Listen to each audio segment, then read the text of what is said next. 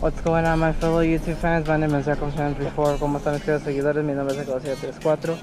And today we are here at the Hoover Dam.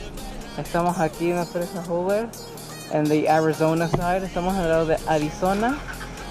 Y como pueden ver, así es como se ve ahorita todo esto. Esta es la presa. Y para allá está Lake Mead, el lago Mead. You can actually see the water line right there too, the marking. Se puede ver la marca de qué nivel estaba el agua. Pero ahorita vamos a caminar en la presa. We're gonna be walking on the dam and crossing the state line to Nevada. Cruzaremos la línea estatal hacia Nevada. Well guys, here's the sign. We're in the Arizona side. Estamos al lado de Arizona. Arizona, the Grand Canyon State welcomes you. Arizona, el estado de Gran Cañón te invita.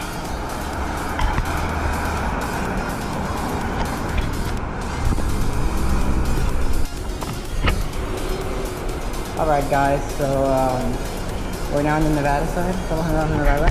And we just parked our car. Estacionamos aquí el auto. Cobran $10. The charge is $10 to park here, and we're gonna go to the Hoover Dam. Vamos a la presa Hoover ahorita.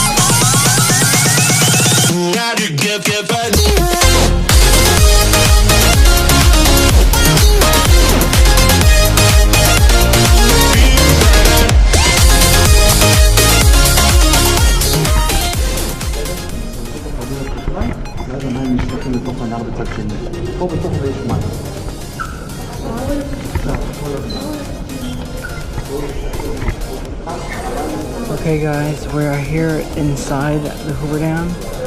Nos encontramos dentro de la presa Hoover, tomando el tour, taking the tour.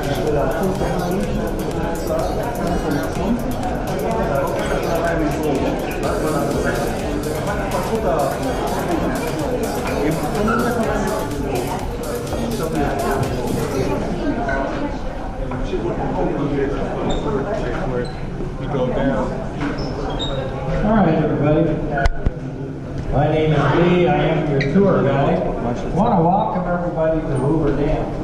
And also want to remind everybody to take all the photographs you want. We have no restrictions on photos or video down here. And while you're wandering around, you check out the view out that window primarily. You'll notice there's a rather large tunnel out there. That is one of the original water conversion tunnels. And at one time we had water all the way to the ceiling out there for about 3 years in a row.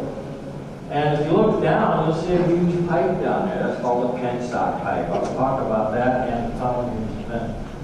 So if you look up here in the graphic, in the movie they told you they had to build the diversion tunnels in order to divert the water out of the river. So they did build 4 of them, and each about 3/4 of a mile long. They're all blasted on solid volcanic rock. They spent 19 months digging and blasting those tunnels. When they were done, the next step in the project was to go ahead and actually force that river water into the tunnels. To do that, they built something called a Hoover Dam. This is a 10-story tall dam. It's made out of rock and dirt.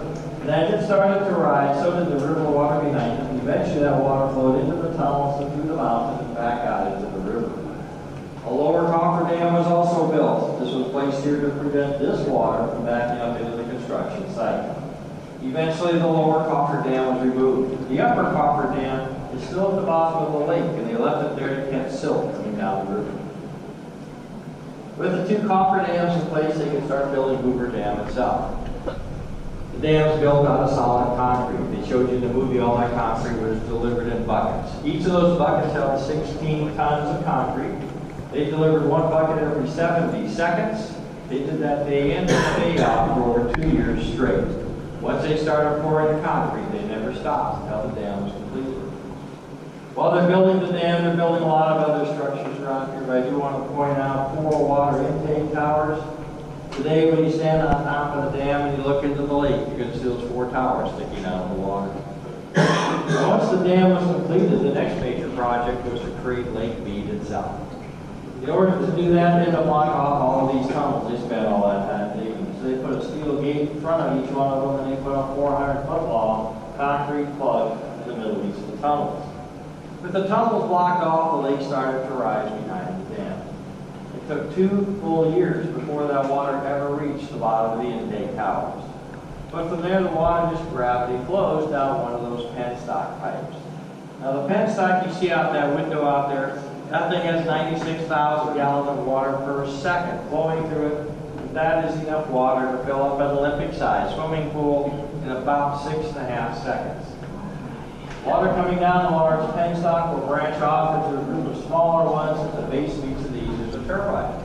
The water comes down that small penstock at 48 miles per hour, spins the turbine, water goes back out into the river, probably ends up in Southern California somewhere.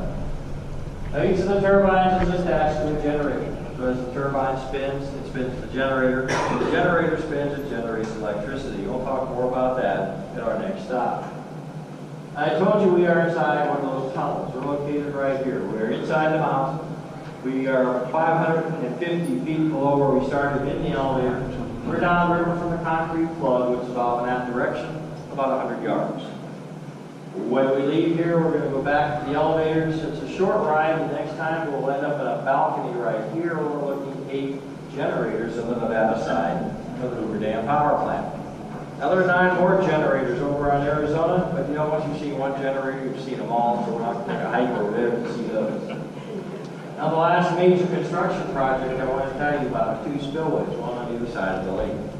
Now the dam itself is not designed to have water flow over the top of it, because if it ever does, it's going to wash out and destroy the power plant. So we have the spillways.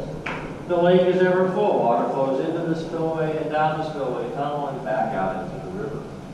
Now that spillway comes in over the top of the plug, so the plug is not going to block it up. Now in the 80 years we've had a lake here, we use those spillways exactly twice. And the first time was a test just to see if they would work. Unlike the state of California, we actually test our spillways to make sure they work before we have to use them. Ours work. The only other time they ever used it was 1983. That's the year the lake overflowed the tops of the spillways, and it did that for 2.5 months straight, with a volume of water that equals what flows over Niagara Falls. This is the Nevada spillway. We have a photograph of it over here.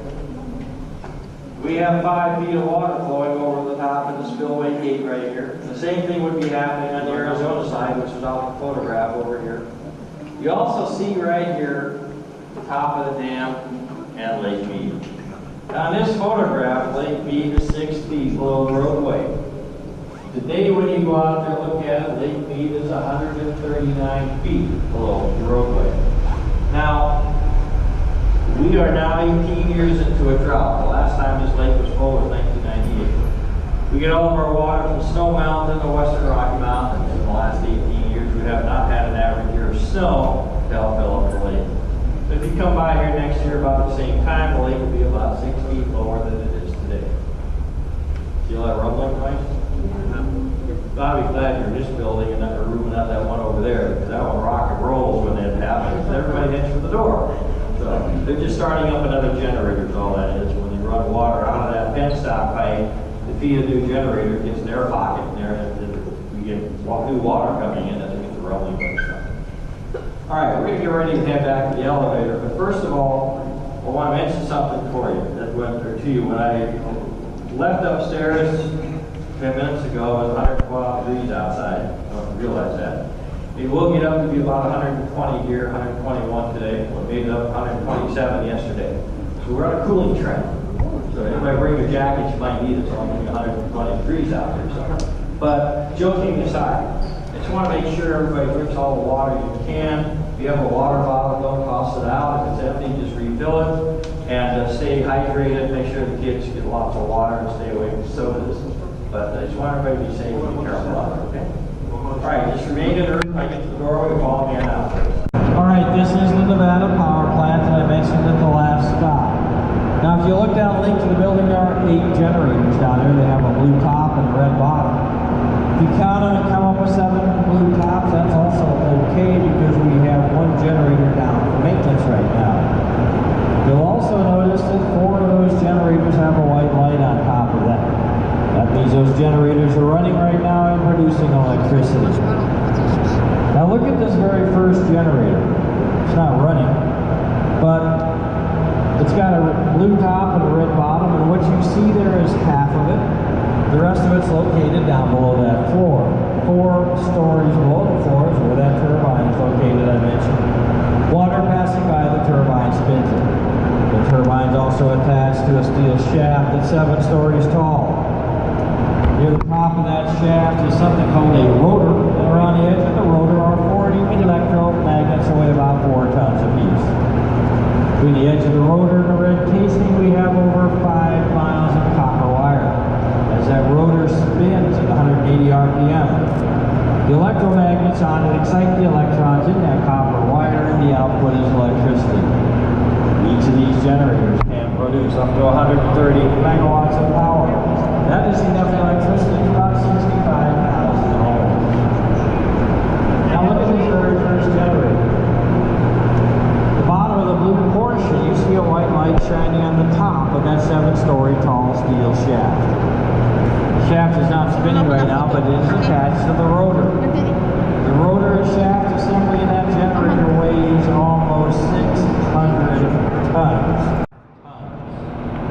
By the way, I'm talking about the Statue of Liberty in New York Harbor, not that thing we have here in Las Vegas.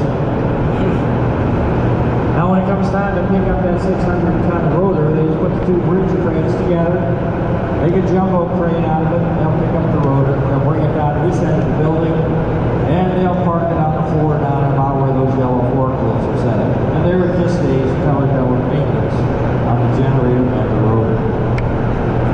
By the way, those 2 bridge cranes were installed here. The very first 2 pieces of equipment went in this building in 1936. We've been here ever since. Now you're standing 500 feet below the roadway of Hoover Dam. You are about 380 feet below the surface of Lake Mead. So you might want to know where all that water is located. You got 380 feet of water above your head, right? Alright, well, make this easy for everybody. Turn around, look behind you, off to my right. You're going to see a nice concrete wall.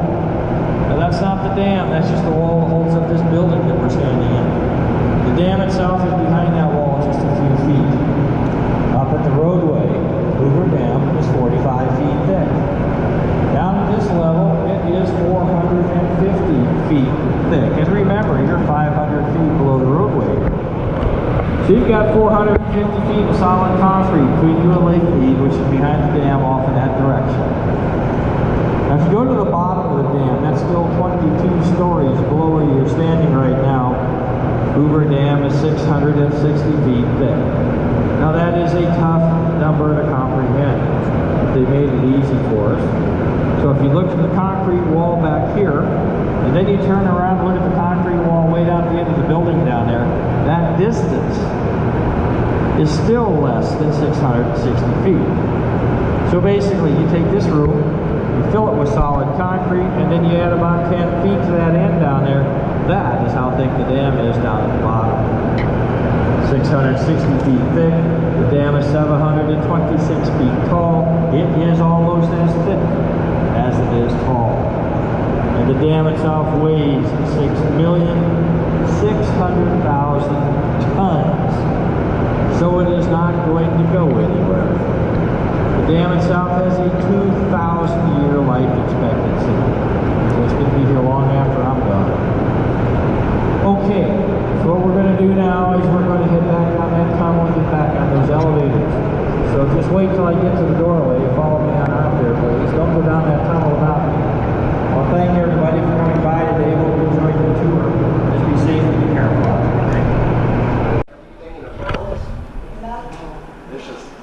Don't forget about that. Don't even think about it.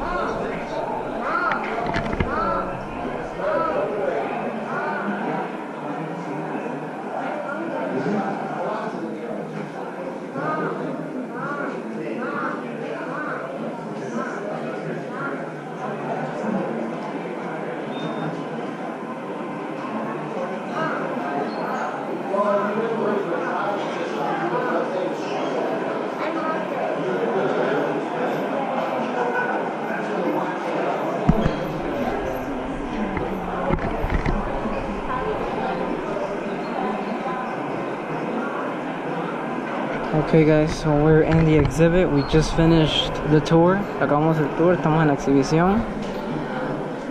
Y aquí dice la historia sobre la presa. They explained the history about the Hoover Dam here.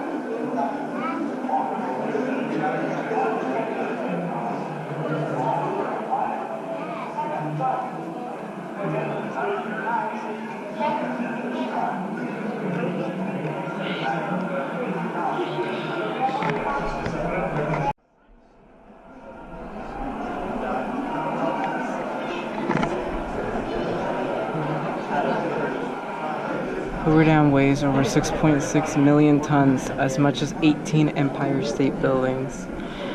That is heavy. Ok chicos, pues aquí está diciendo que la presa Hoover pesa 6.6 millones de toneladas. Y eso equivale a 18 Empire State Buildings en Nueva York. Wow.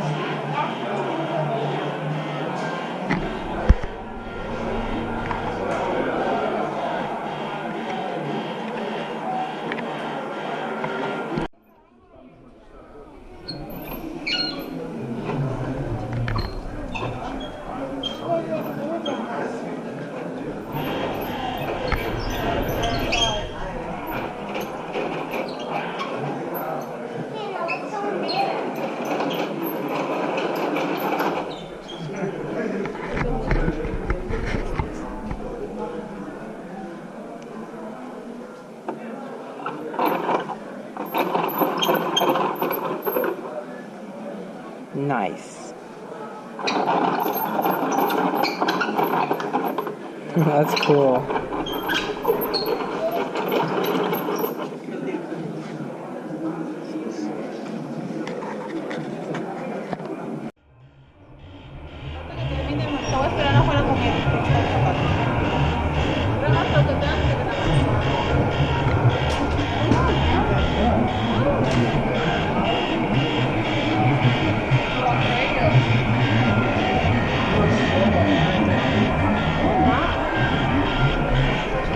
Check it out, guys. The powerful pass. This actually started in the year 600 BC. Empezó desde el año 600 antes de Cristo. Wow.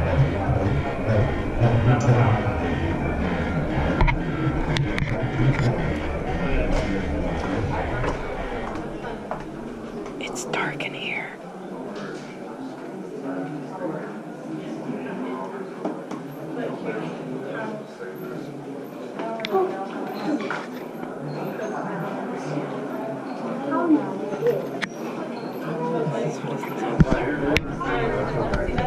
Come back in here. Okay, guys, in case you're wondering, this is what the generator it looks like from the inside. Así es como el generador se ve por dentro. So that's pretty cool.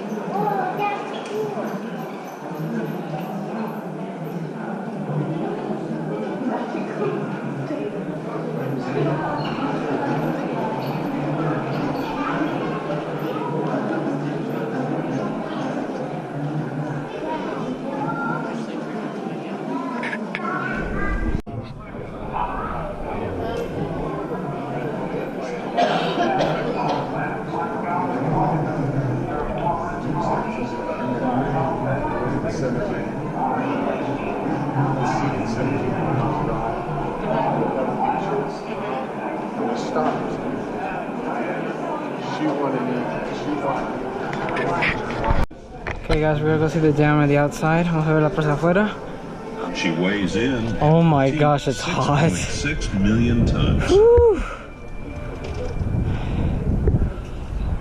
Wow. Behind the dam, you can see Lake Mead, the largest man-made reservoir Here's in the the Hoover United Dam, guys. States. The presa Hoover. Pesa 6.6 toneladas, it's 6.6 tons, and Lake Mead is in the back. 9.2 trillion gallons of water. Enough water to flood the state of Connecticut 10 feet deep. The body of water in front of the dam is called the tail bay, or tail race. Through the turbines, flowing on downstream. The water comes out of the turbines at an average temperature of 53 to 55 degrees. Just if you guys are wondering, Arizona is over there crossing the dam. Arizona está cruzando la presa. This is the original. Okay, guys, this is the Colorado River. If you follow downstream all the way over there, it goes all the way up to the Mexican states of Baja California and Sonora, and into the Gulf of California. Bueno, chicos, si este río, si lo siguen para abajo, es el río Colorado.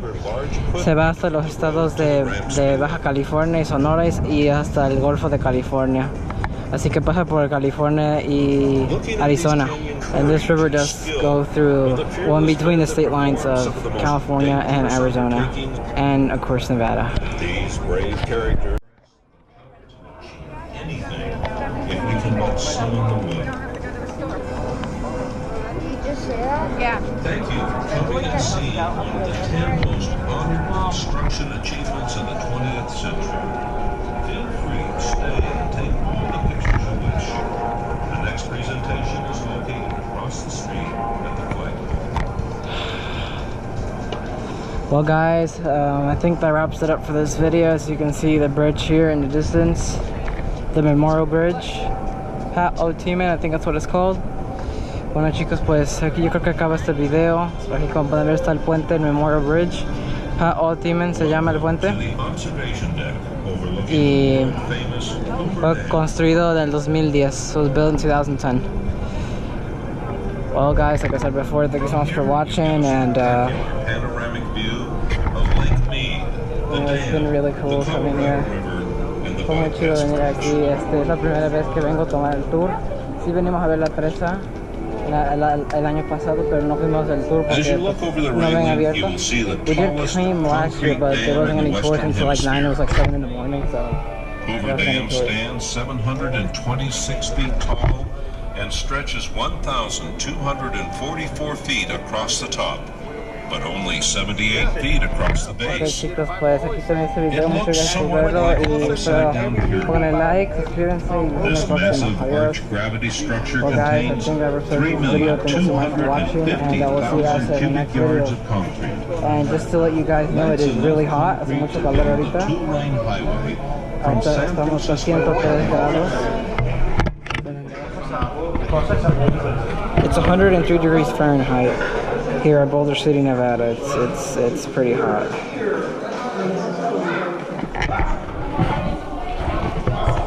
Well guys, like I said before, thank you so much for watching, and I'll see you guys in the next video. Nos vemos en el próximo video. Adiós.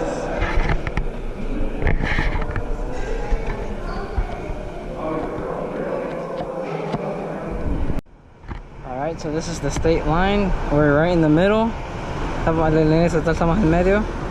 I'm in Arizona, Nevada, Arizona, Nevada, Arizona, Nevada. Nice.